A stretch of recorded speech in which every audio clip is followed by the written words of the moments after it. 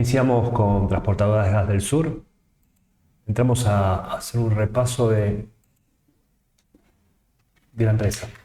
Bien, las actividades que desarrolla TGS es en su mayor medida el procesamiento de gas natural, que son los líquidos, es decir, etano, propano, butano, todo lo que genera el petróleo como líquido y después se vende a través de contenedores de gas licuado, ¿no? En realidad.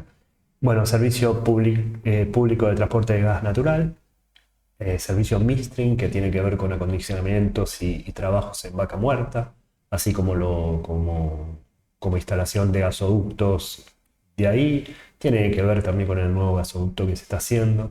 Y bueno, uno muy mínimo que no ocupa ni el 1% es las telecomunicaciones para justamente tengan acceso a Internet, el área donde se trabaja en vaca. El 60% del gas que se consume en el país es transportado por Gas del Sur. Tiene 9.233 kilómetros de gasoductos.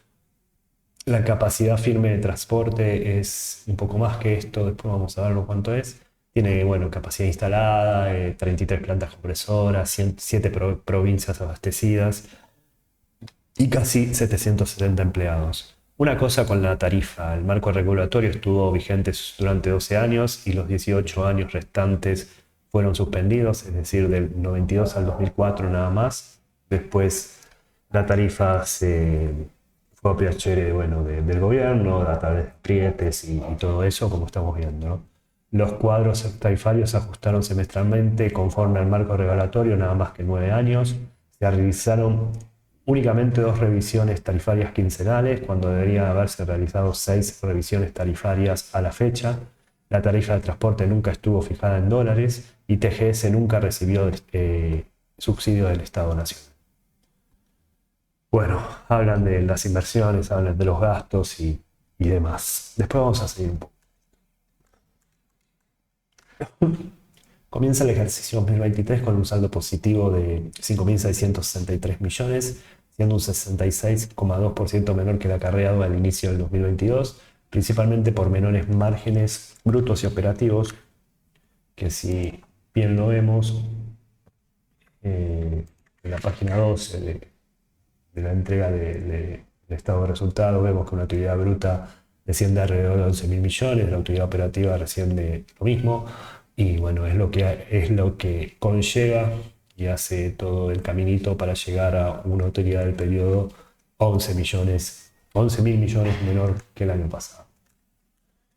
Los aspectos destacados, tenemos que el segmento de transporte de gas en audiencia pública, que fue el 4 de enero del 2023, se expuso un aumento de transporte propuesto en 150% para el 2023 y que comienza el 1 de febrero, ya que en el 2022 el incremento fue por debajo de la inflación, solo un 60%. El transporte es el 9,8% de la factura de gas.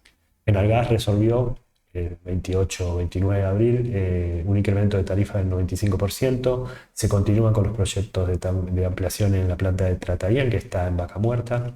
Se aprobaron inversiones en 2 plantas de acondicionamiento que va a tener adicionalmente 6,6 millones de metros cúbicos diarios de gas, transporte de gas, invirtiendo en esto 270 millones y un lanzamiento para el 2024, el segundo semestre.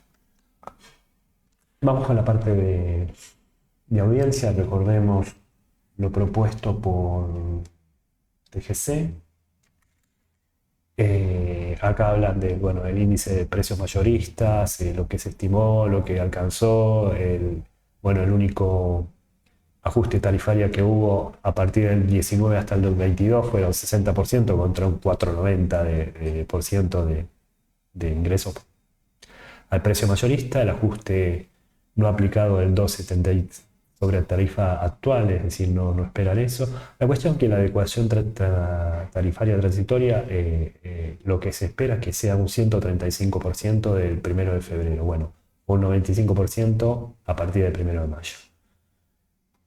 ¿Cuánto implica el aumento en la factura de gas? Primero, el precio de gas, esto va a bajar. Esto ya va a bajar a partir de la inauguración del gasoducto, es decir, va a bajar, creo que de 3,5 dólares a 2,70 dólares el MBTU.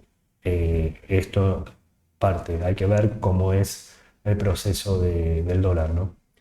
Bueno, en distribución, como vimos, va a aumentar casi un 200%, el transporte va a aumentar un 95% y los impuestos aplicables van a ser, bueno, lo mismo. Tampoco esto es una variable que también depende del gobierno nacional y no se sabe si también conlleva a la suba. La cuestión es que la suba grosa va a estar en el transporte y distribución y eso tenemos alrededor de 34,5 de la factura. Un 34,5 va a aumentar alrededor del 150%.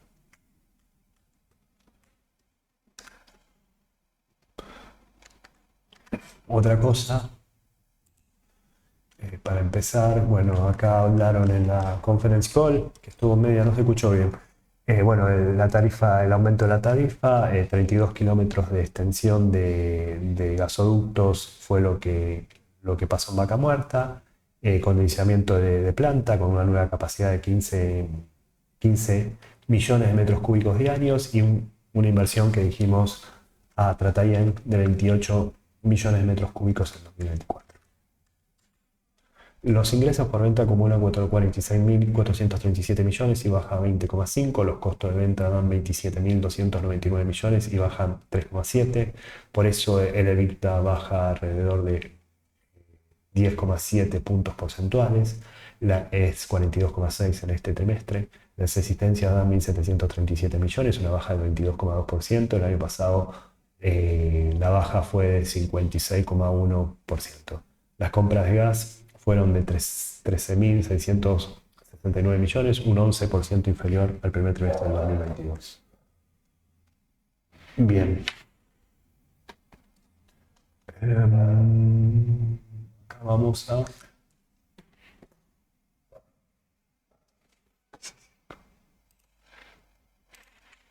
Bueno, lo que es las existencias baja de 2.232 a 1.737 y el año pasado bajó mucho más porque, bueno, mayor volumen de gas se utilizó. En cuanto a las compras de gas, han bajado un 11% y forman parte del total de los costos, es decir, un 43%. Después están todos los demás costos como laborales, impuestos, etc. En la presentación, la página 4, vemos la evolución del primer trimestre del 2022, que fue 16.748 millones. Bueno, hubo baja en transporte de gas, hubo mucha baja en líquidos por los precios internacionales y en resultados financieros. Lo que sube fue, bueno, un ahorro del impuesto al tener una ganancia ante de impuesto menor que el año pasado y un ahorro y una ganancia en lo que es el midstream, el vaca muerta, ¿no? Producción, bueno, segmentos, producción y comercialización de líquidos, que es el 66,4% de la facturación total, bajan un 24,5% por caída de precios promedio internacionales sumado al impacto inflacionario. La facturación hacia el exterior, que es el 53,1%, baja un 34,7%. El transporte de gas natural, que es el 20,2% del total, cae un 25,8% porque la tarifa tuvo solo un crecimiento, bueno, del 60%, como dijimos, muy por debajo de la inflación. Otros servicios en que puntualizan trabajo en vaca muerta, que es el 13% del total, sube 26,5% por ampliación de servicios de transporte y acondicionamientos en la región.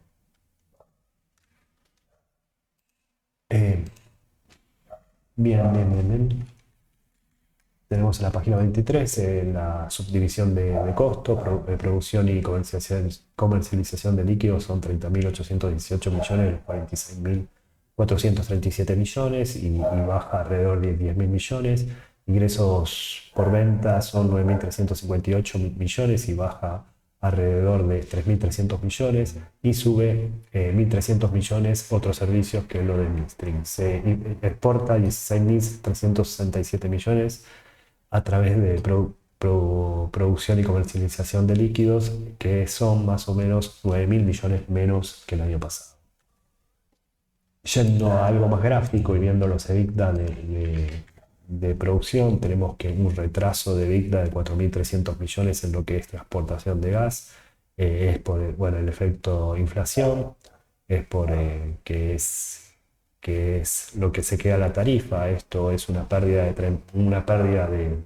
de tarifa de 3.600 millones y otras cosas. En cuanto a líquidos, hay una baja del EBITDA de alrededor de 7.600 millones, principalmente por lo que implica más, o lo que implicó más en esta baja, es la baja de precios internacionales por 7.802 millones y el efecto inflación versus dólar, donde la inflación hasta marzo del 2023 anual aumentó 104% y el dólar se incrementó solo un 81%.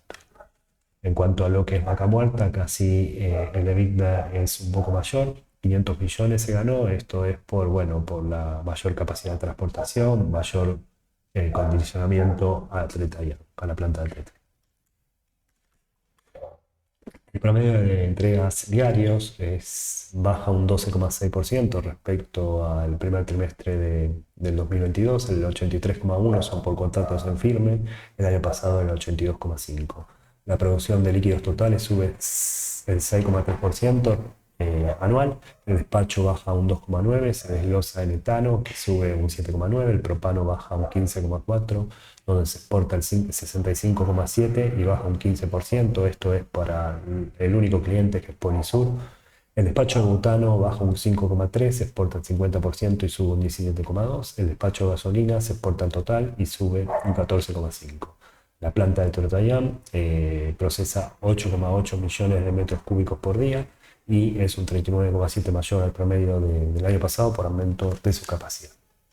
Esto vemos una sola paginita que tenemos todo.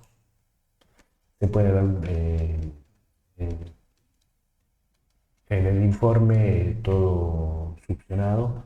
Acá vamos a ver el resumen directamente para dar. Bueno, etano, como dije, la producción aumenta bastante. El etano en el mercado local aumenta alrededor de 17.000 toneladas. Propano baja 6.000 en el local y baja alrededor de 11.000 toneladas en la exportación. Butano baja 9.400 toneladas en el local y sube 5.300 en la venta al exterior, y gasolina sube 5.300 toneladas respecto al año pasado. En cuanto a lo que es la capacidad firme, sube de 82,5 a 83,1. Promedio de entregas hay una baja de 62,1 millones de metros cúbicos a 54,3. Capacidad en firme contratada, en lo que es vaca muerta, sube más o menos el doble, y lo que es la planta más importante sube 5 millones de metros cúbicos por día a 8,5. Los gastos por naturaleza dan 18.681 millones, un incremento del 2,5. Remuneraciones y cargas sociales 26,7, suben un 25,8. Esto por trabajo de gasoducto principalmente. Y en vaca muerta también a full, con producción récord. Impuestos, trazas y contribuciones, que es el 18,1, bajan 13%. Por algunos consensos. Reparaciones y conversión de propiedad a planta de equipo suben un 42,1%, obviamente por mayor trabajo.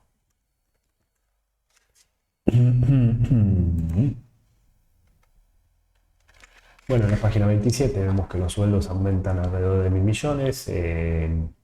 Lo que es reparación aumenta 465 millones, publicidad, no, impuestos, tasas y contribuciones, baja unos 500 millones. Vamos con un resultado financiero. Los saldos financieros arrojan un déficit de 3.168 millones.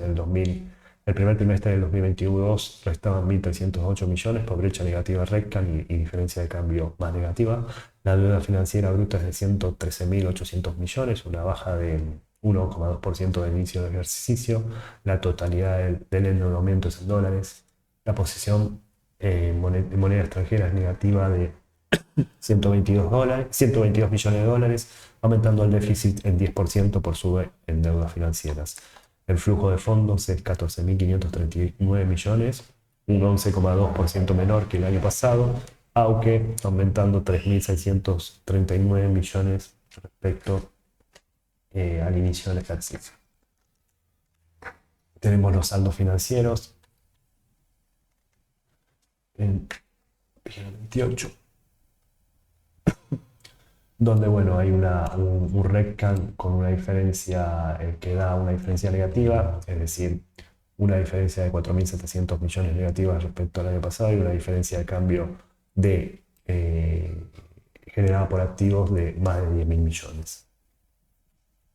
Lo que sí hay una diferencia a favor de 100.000 millones en cambio de valores de valor razonable en activos financieros. Bueno, las deudas financieras baja lo que es las obligaciones negociables por recompra de deuda y por parte que el dólar se depreció más que la inflación, hablando del dólar oficial. En cuanto a activos y pasivos de moneda extranjera pasa algo parecido, ¿no? O sea, si bien el total es ¿cuánto dije? 122 millones de dólares, hay una mayor deuda financiera corriente que va a vencer en este periodo. Y flujo de fondos.